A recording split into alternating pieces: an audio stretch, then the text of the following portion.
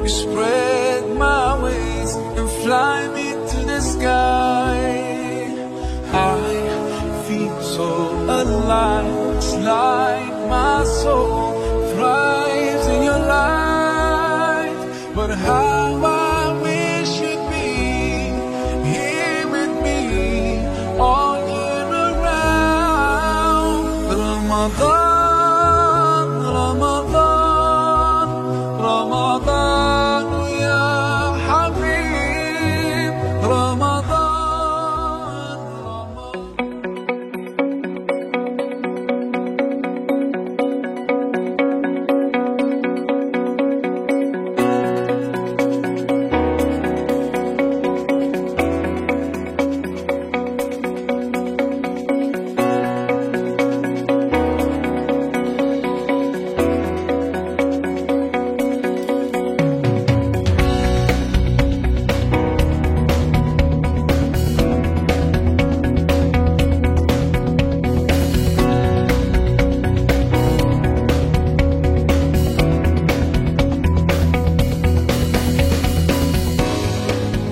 Assalamualaikum warahmatullahi wabarakatuh.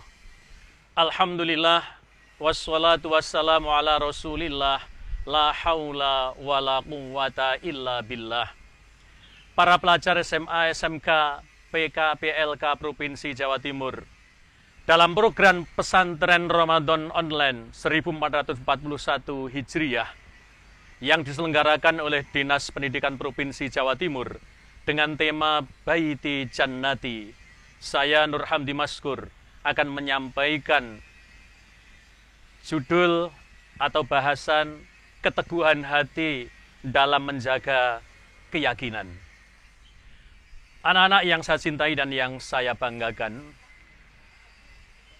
kisah ini adalah berlatar dari kehidupan putri Rasulullah SAW, yaitu Zainab binti Rasulullah SAW.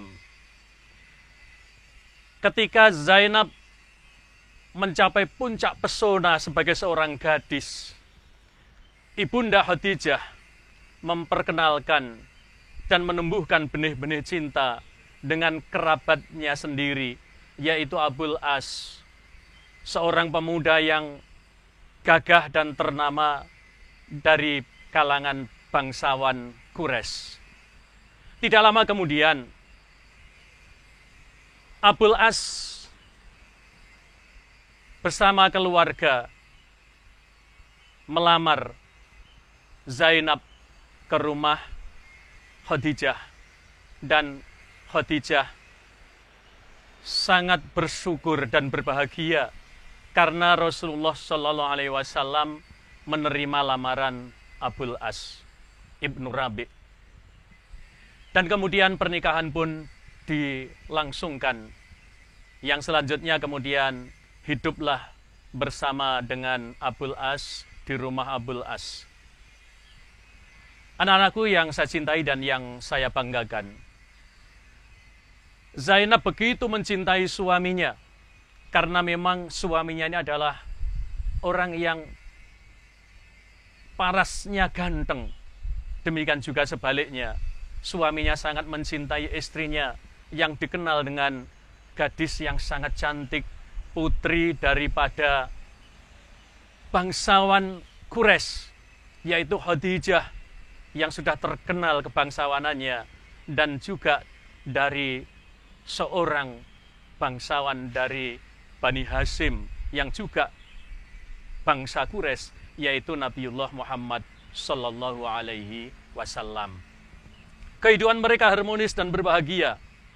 Akan tetapi, di tengah-tengah kebahagiaan dan sudah dikaruniai dua orang anak, yaitu Ali dan Umamah, ternyata ada problem yang sangat berat bagi keluarga ini, yakni ketika Nabi Muhammad SAW kemudian diutus oleh Allah menjadi Rasul. Nah, dalam kondisi yang demikian ini, Zainab bersama suaminya memang tidak termasuk orang yang segera mengikuti ayahnya. Dia tidak termasuk as-sabiqunal awwalun. Tidak seperti halnya Khadijah. Khadijah langsung menyambut, dia beriman terhadap Islam. Akan tetapi Abul As dan istrinya Zainab binti Rasulullah sendiri belum menyambut dinul Islam itu. Akan tetapi kemudian Zainab secara diam-diam itu mengikuti agama ayahnya, agama baru, yaitu Islam. Dan kemudian secara terbuka menyampaikan kepada suaminya. Akan tetapi suaminya masih enggan. Dia dihalangi oleh rasa keangkuhan dan kesombongannya, serta kebanggaannya sebagai bangsawan Quraisy. Itu yang menghalangi dia untuk mau memeluk agama Islam. Akan tetapi sebagai suami istri, Abul As tetap mencintai istrinya. Demikian juga sebaliknya, Zainab sangat mencintai suaminya dan menghormatinya. Akan tetapi waktu berlalu, Islam sudah didakwahkan secara terbuka.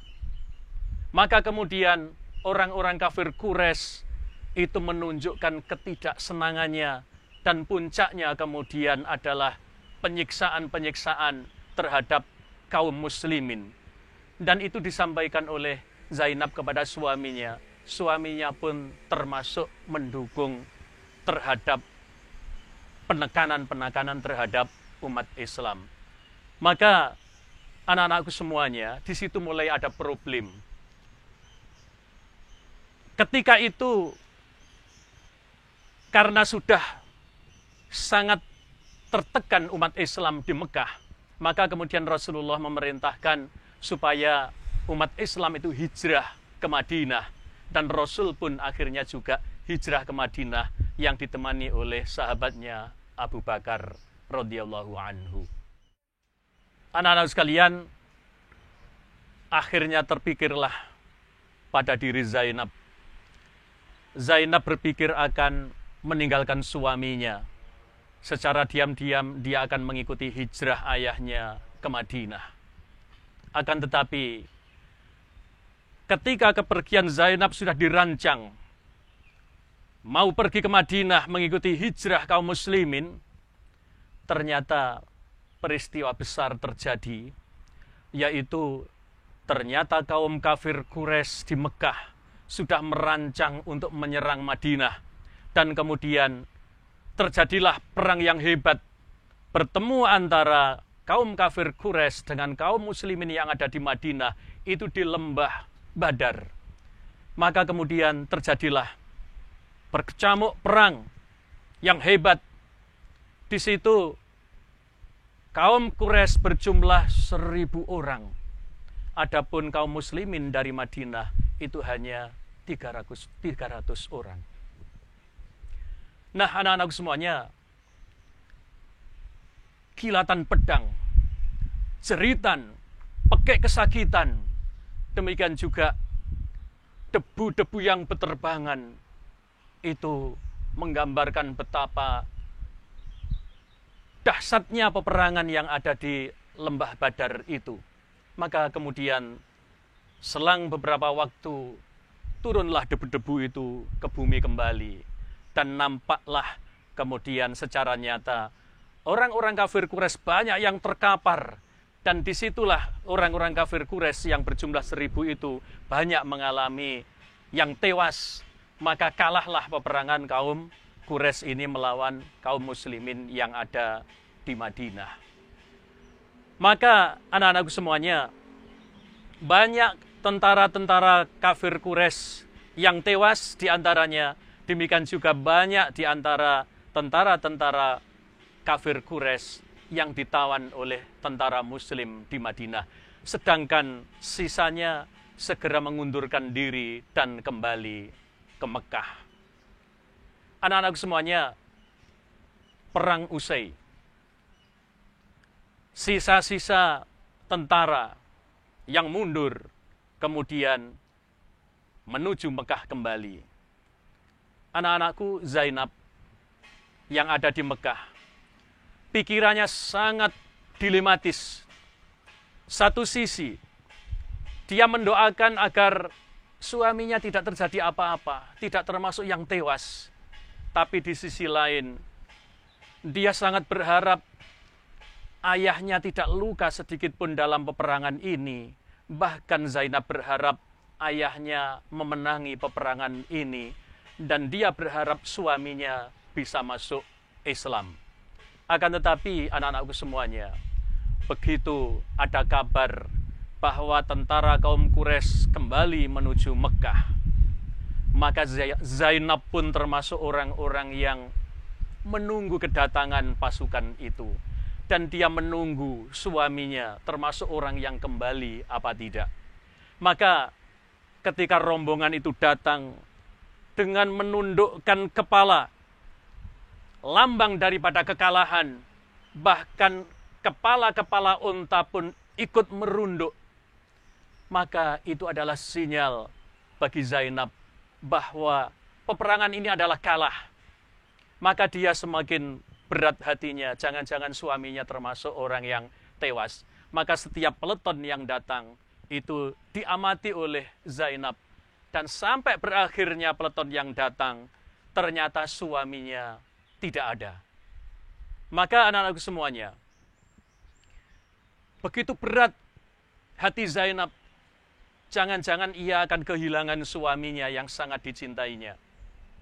Maka kemudian di antara pimpinan kaum Quraisy itu mengumumkan kepada semua orang yang datang di sekitar Ka'bah.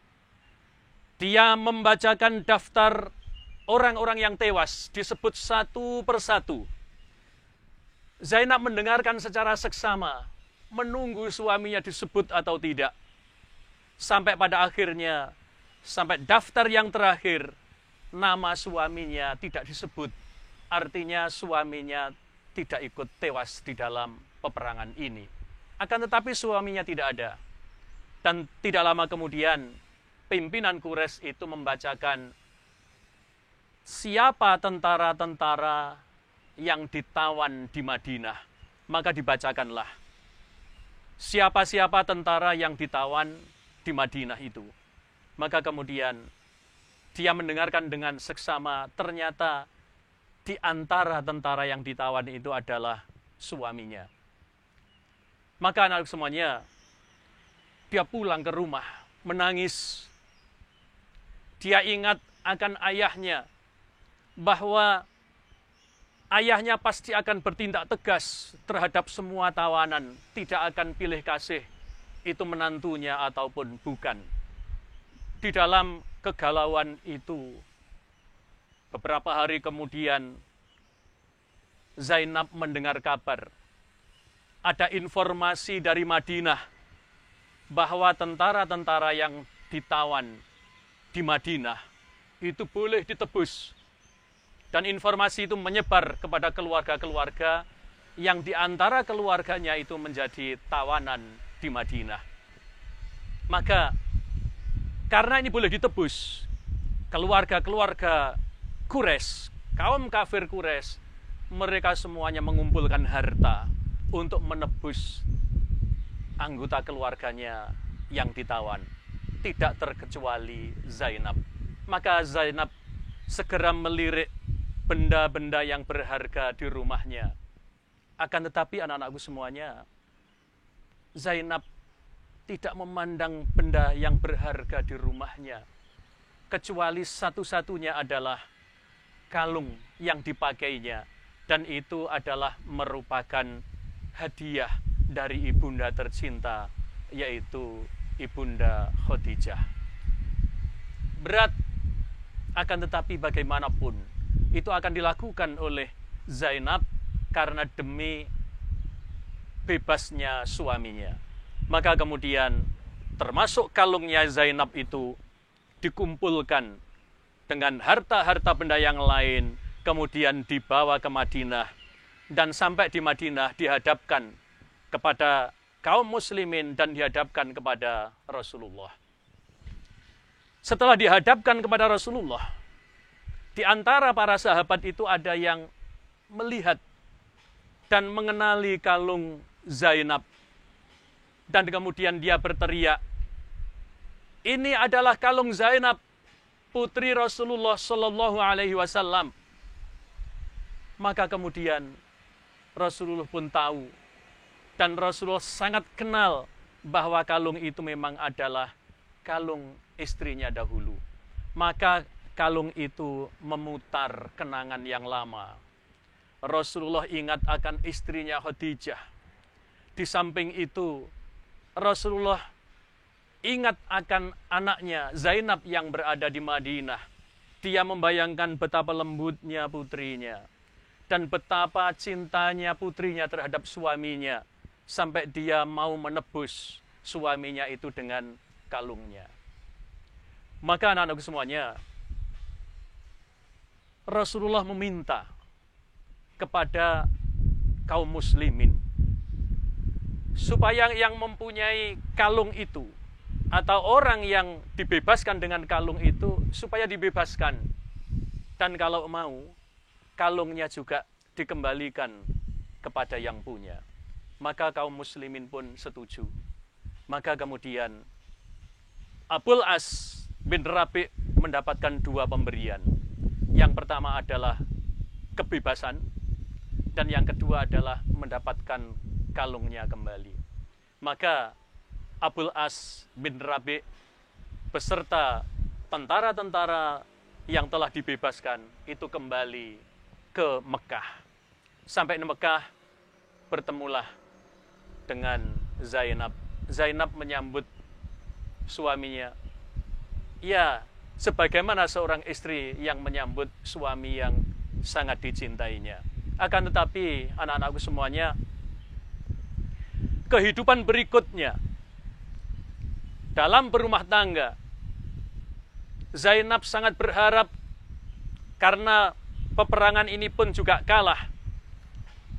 Dia berharap supaya suaminya itu pun masuk Islam. Akan tetapi suaminya tetap enggan. Dan suaminya itu sering meninggalkan rumah. Dan di luar banyak bisikan-bisikan termasuk cemoohan kepada Abul As. Yang paling mencemooh dia adalah Abu Jahal dan Abu Lahab. Abu Lahab dan Abu Jahal menyarankan kepada Abul As supaya dia itu menceraikan istrinya. Seperti dua putri Rasulullah yang lain, yaitu Ruqayyah dan Ummu Kulsum, itu juga diceraikan oleh putra Abu Lahab, yaitu Utbah dan Utaibah. Dan kemudian Utbah dan Utaibah sudah dinikahkan dengan wanita lain. Maka Ruqayyah dan Ummu Kulsum sebagai janda yang sudah ikut hijrah ke Madinah. Anak-anakku semuanya, di dalam problem yang seperti ini, ketika kebencian orang-orang kafir Quraisy itu tetap kepada umat Islam, apalagi yang belum ikut hijrah, itu ditekan. Dalam kondisi yang demikian ini kemudian turunlah ayat yang mengharamkan wanita mukminah itu menikah dengan laki-laki musyrik. Maka dengan demikian Zainab sudah mendengar kabar tentang turunnya wahyu itu, yang dia merasa bahwa ayat itu juga tertuju padanya. Maka di dalam membangun rumah tangga dia tetap melayani suaminya sebagaimana biasa. Akan tetapi dia menghindari untuk berhubungan dengan suaminya itu. Yang kemudian kehidupan sehari-hari berikutnya tidak nyaman hubungan ini. Maka kemudian Zainab bertekad bulat akan hijrah ke Madinah, meninggalkan suaminya, demi untuk mengikuti ayat yang turun tentang haramnya wanita mukminah menikah dengan laki-laki musyrik. Maka dirancanglah sebuah perjalanan menumpang kafilah yang menuju Syam yang tentunya melewati Madinah. Dan Zainab sudah menyiapkan segala sesuatunya. Akan tetapi orang-orang kafir Quraisy sudah mencium rencana Zainab. Di antaranya yang paling jahat itu adalah kerabatnya sendiri, yaitu Hindun. Dia sudah menelisik, bahkan menjumpai Zainab. Zainab, ada kabar bahwa kamu akan hijrah ke Madinah. Kapan berangkat? Hampir saja Zainab menyampaikan hal itu. Akan tetapi kemudian dia menahan. Dia menahan, tidak menyampaikan kapan waktu itu. Maka Zainab sudah mempersiapkan segala sesuatunya untuk menuju Madinah. Dan dia sudah menetapkan waktu bersama kafilah dagang. Dia menumpang supaya dijamin keamanannya. Anak-anak semuanya, berangkatlah Zainab menuju Madinah.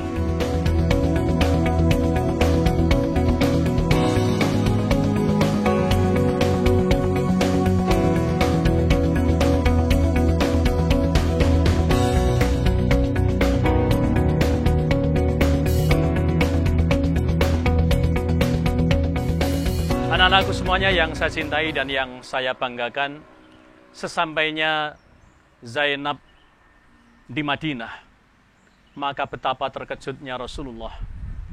Dia sangat senang putrinya telah hijrah ke Madinah. Maka kemudian Zainab hidup bersama dengan ayahnya di Madinah. Akan tetapi di balik itu, suaminya Abul As bin Rabi' yang berada di Mekah, dia senantiasa ingat akan istrinya. Dan dia benci dengan adanya agama yang baru ini, yang memisahkan antara dirinya dengan istrinya. Dia juga semakin tidak nyaman hidup di Mekah, karena senantiasa dicemooh. Dia gelisah, maka di antara kawan-kawannya menyarankan dalam kegalauan ini supaya Abul As bin Rabi' itu menghibur diri dengan jalan mengadakan perjalanan dagang menuju Syam. Maka anak-anakku semuanya, Abul As itu mengikuti saran kawan-kawannya. Dia dengan kawan-kawannya kemudian merancang perjalanan, yaitu berdagang menuju Syam. Yang tidak lain, negeri Syam itu nanti juga menuju arah utara yang akan melewati kota Madinah juga. Nah, anak-anak semuanya, dipersiapkan segala sesuatunya. Abul As sudah mempersiapkan barang-barang dagangannya, termasuk juga kawan-kawan yang akan menjadi satu dalam kafilah dagang nanti, sudah mempersiapkan barang-barang dagangannya. Demikian juga penduduk Mekah, banyak yang mengamanahkan hartanya, banyak yang mengamanahkan barang-barang dagangannya kepada Abul As. Dan memang Abul As sudah terkenal sebagai orang yang amanah, dan dia pasti senantiasa berhasil di dalam memimpin kafilah dagang. Maka penduduk Mekah banyak yang menitipkan barang-barangnya, sehingga unta yang berangkat itu banyak. Jadi unta yang tunggangannya itu hanya lebih sedikit ditimbang dengan unta yang membawa barang-barang dagangan, yaitu produksi dari Mekah. Di antaranya adalah bahan-bahan yang terbuat dari kulit, termasuk kurma, gandum, dan sebagainya, dibawa ke negeri Syam. Anak-anak semuanya, ditentukanlah kapan perjalanan itu. Maka kemudian setelah semuanya siap, termasuk barang-barang bawaan, barang-barang dagangan sudah disiapkan, sudah disediakan transportasinya, yang tidak lain adalah unta ataupun juga kuda. Maka berangkatlah menuju utara. Dalam perjalanan, Abul As senantiasa ingat akan istrinya, bahwa istrinya adalah menuju utara juga ini, yang dia pasti akan melewatinya. Dia sudah merasa rindu dengan istrinya, dan dia menyesal kenapa ada agama baru ini. Yang agama baru ini memisahkan antara dirinya dengan istrinya. Maka untuk membuang rasa jenuh dan gelisah itu, Abul As menyenandungkan syair-syair dan juga bernyanyi-nyanyi kecil yang tidak didengar oleh orang lain di atas untanya. Perjalanan itu jauh, menempuh gurun, menempuh rasa panas dan dingin ketika malam. Maka anak semuanya, sampailah kafilah itu di selatan kota Madinah. Dan dia menyadari itu adalah daerahnya musuh. Maka dari itu Abul As dan kawan-kawan hati-hati. Onta-onta yang pakai lonceng, maka loncengnya dilepas semuanya. Barang-barang dagangannya yang menimbulkan suara, semuanya dirapatkan supaya tidak bersuara. Dan ketika melewati kota Madinah, masih sampai selatannya kota Madinah, itu sudah masuk malam. Maka kemudian perjalanan itu hati-hati. Akan tetapi, anak-anakku semuanya, karena itu tidak lama dari peristiwa Perang Badar. Ternyata tentara kaum muslimin masih berjaga-jaga di selatan kota Madinah. Ada 170 pasukan kavaleri yang dipimpin oleh Zaid bin Haritsah. Di situ berjaga-jaga untuk menjaga jangan-jangan kafir Quraisy itu masih akan membalas kekalahannya di dalam Perang Badar. Ternyata anak-anakku semuanya, begitu semakin dekat dengan kota Madinah, kita tahu anak-anakku bahwa antara Mekah sampai Madinah, itu kalau kita perjalanan Mekah ke Madinah, itu setelah meninggalkan bangunan-bangunan kota Mekah, itu yang ada hanyalah gurun dan bukit-bukit bebatuan. Maka nampak